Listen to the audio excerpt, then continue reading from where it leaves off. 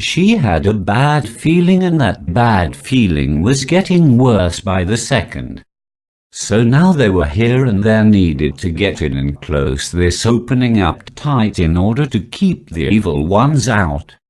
Once they got in, she and Randall could begin their mission to preserve the good that was left in the world. They were so close. Maybe, whatever they were called to do would lead to the end of this all. When they were safely off the surface, she could apologize to Randall, who was beginning to throw out a bit of an angry vibe in her direction.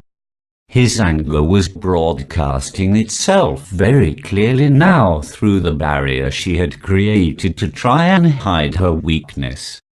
Reaching up to push away the tears that were welling up in the corners of her eyes, she looked hopefully at the way to the underworld, determined to think only of getting inside and finding the special ones who would know why they were there.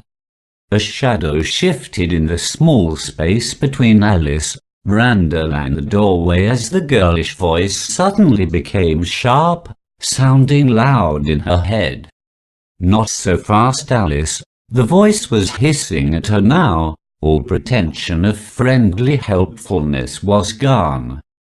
A wispy puff of dark smoke settled firmly in front of the door as the voice continued. You got here awfully fast despite brackers blocking your vision, and I was the reason. I would hope you would be willing to return my kindness. The voice was still that of a little girl, but now it sounded pouty, demanding and very threatening. What do you want? Alice asked aloud, abandoning all attempts at hiding the conversation from Randall.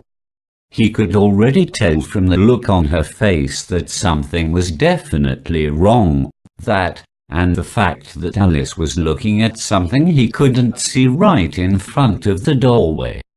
He wasn't too pleased when he reached into their connection and saw the black cloud hanging right in front of her face.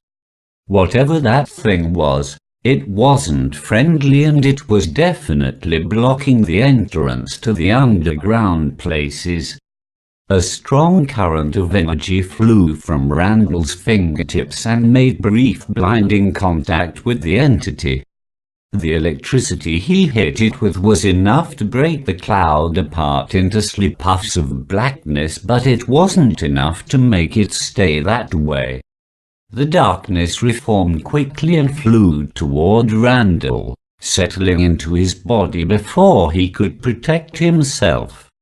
The unwelcome visitor made it itself at home, changing Randall's eyes from his normal pretty grey to a strange yellow and rearranging his handsome features into an unpleasant smirk.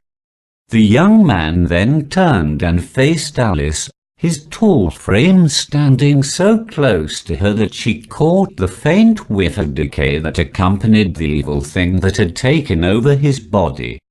Never mind, I don't need you now, the thing that settled into Randall's body said, using his voice to speak to her, his handsome face to smile triumphantly. I have got a body to go through the opening with.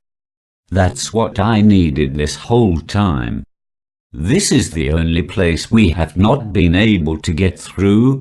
The dead cannot pass through this door. We are forbidden for now.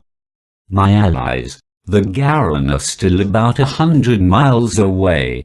They are supposed to let us use the bodies of the captives they took with them from the last battle to make it through the door. I was going to wait for them, but you were kind enough to come by and follow me straight here. The thing that occupied her handsome boyfriend stopped speaking to laugh at her stricken look as he pushed her aside and moved closer to the glowing entryway.